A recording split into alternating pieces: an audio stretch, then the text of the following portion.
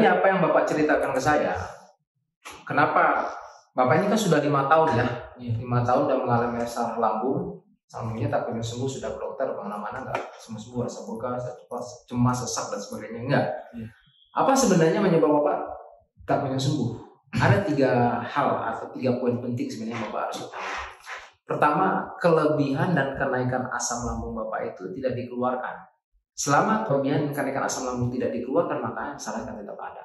Ya, pertama kelebihan itu dipicu oleh pola makan tadi dan makanan berlemak, santan dan sebagainya. Yang kedua, lahirnya kenaikan itu disebabkan oleh pola kebiasaan Bapak, mungkin habis makan langsung tidur, kan kalau suka begadang habis makan langsung tidur, betul nggak? Nah, itu bisa menyebabkan klep menjadi lemah, maka asam jadi naik ke esofagusnya, kan muncullah sensasi yang bermacam-macam, itu disebut dengan GERD. Ya, selama hal tersebut, kelebihan dan kenaikan tersebut tidak keluar, kan masalahnya akan tetap ada. Ya. Yang kedua, masalah utamanya itu disebabkan pola kebiasaan Bapak yang melahirkan gas lambung. Pola kebiasaan seperti apa? Yaitu sering mikrop, tidur di lantai, mandi malam, bergadang, ya, benar nggak? Bergadang, suka dikerok, benar nggak? Kemudian menggunakan AC kipas angin juga kan? Nah, kemudian apalagi motor-motoran, itu bisa menyebabkan kelebihan gas karena pori-pori Bapak dibuka sama mengucapkan selamat datang angin, silakan masuk. Ketika angin yang lain keluar dulu sebentar, yang lain masuk nih, gitu kan? Itu artinya kalau kita dikerok membuka pori-pori. Ketika angin masuk dalam tubuh kita mulai menjadi gas. Pertama ditandai dengan sedawa, embung, begah, ya, naik ke dadanya, kemudian penuh di dadanya, di jantungnya berdebar-debar, naik ke atas lagi, itu menghambat oksigen ke otak, itu menyusup ke saluran sel-sel otaknya, ke saluran THT-nya, telinga berdenging, rasa panik, muncul ketakutan, kepanikan dan sebagainya. Ya, itu disebabkan oleh gas tadi. Dia sifatnya halus, dia bisa menyusup kemana-mana. Gitu. Nah, kadang-kadang hal seperti ini ketika denyut jantung berdebar, kita cek paru, cek jantung, ternyata sehat, paru sehat. Kenapa ini kok rasa jantung berdebar-debar terus? Jelas dia tidak kedeteksi, ya, karena dia sifatnya tidak terlihat tapi terasa berat, gampang masuk, sulit keluar.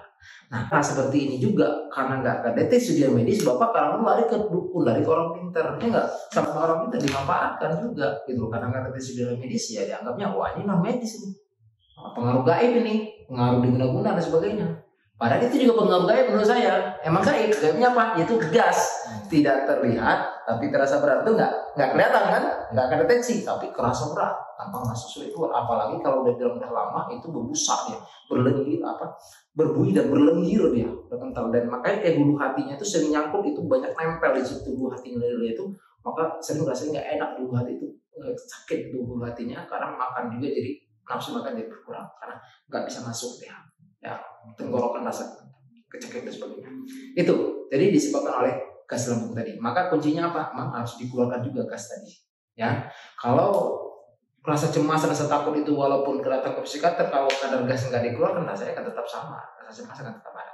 Tapi pikiran ini juga mengaruhi 3 hal tadi bilang. Pertama yaitu karena kelebihan asam dan gas yang dikeluarkan. Kedua disebabkan oleh karena pola kebiasaan tadi, ya dikerok, mandi malam atau dehidrasi dan lain sebagainya. Kemudian yang ketiga yaitu pola pikir juga. Nah, pola pikir mempengaruhi. Kenapa? Pikiran bisa mempengaruhi lambung kita, ya. Karena pikiran itu bisa membuat kelemahan klep lambung kita. Ketika asam lambung naik atau gas lambung naik, maka klep kita kan menjadi lemah. Muncullah rasa cemas, rasa takut dengan pikiran kita. Ketika pikiran kita tidak bisa dikendalikan, maka gasnya semakin kencang naiknya, asam semakin naik. Kenapa? Klep melemah.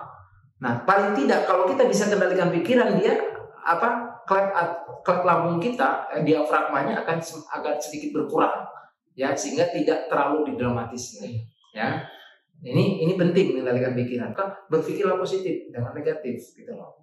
Karena pimpinan dari semua organ tubuh kita adalah pikiran. Ya, kalau pikiran kita bilang sehat, maka yang lain akan ikut sakit. Tapi kalau kita bilang sakit, yang lain ikut sakit. Jadi komandonya tergantung dari pikiran kita tadi. Betul kan? Nah, ketika kita pikiran negatif, setan pun ikut campur di situ, gitu loh. Setan maunya kita ranah negatif, setan mau kita menderita, setan mau sengsara, kalau perlu bunuh diri, ya sakit dia. Jadi jangan terlalu didramatisir rasa sakitnya. Kalau kita terlalu mengikuti irama rasa sakitnya, maka semakin dalam semakin sakit dia. Gitu. Saya tahu Bapak sakit, tapi jangan terlalu didramatisir. Karena setan ikut campur di situ. Tuhan akan semakin sayang sama kita kalau kita bersyukur. Kalau kita bilang ketika sakit kita bilang sehat, oh luar biasa, sakit aja bersyukur, bagaimana kalau kita sehat? Ketika sesak kita bilang lega, itu luar biasa, gitu loh, ya. Jadi balik kondisinya. Nah, tapi tetap apapun itu masalahnya, ketika pikiran kalau masalahnya gas tadi, banyak lendir atau asam tadi mempengaruhi kecemasan tadi, kalau nggak dikeluarkan, masalahnya tetap ada. Walaupun kita datang ke psikiater, walaupun kita kendalikan pikiran kita. Oke, jadi pengaruh fisiknya penting dulu, tapi pikiran juga penting. Insya Allah nanti 3 hal itu ya.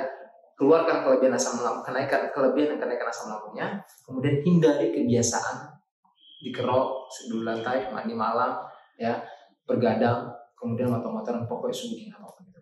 Nah, karena yang bisa membuat banyak gas dalam tubuhnya, dan itu menyebabkan masalah kecemasan. Yang ketiga apa? Yaitu kendalikan pikirannya, tetap berpikir positif, ya, rubah semua hal yang negatif menjadi positif.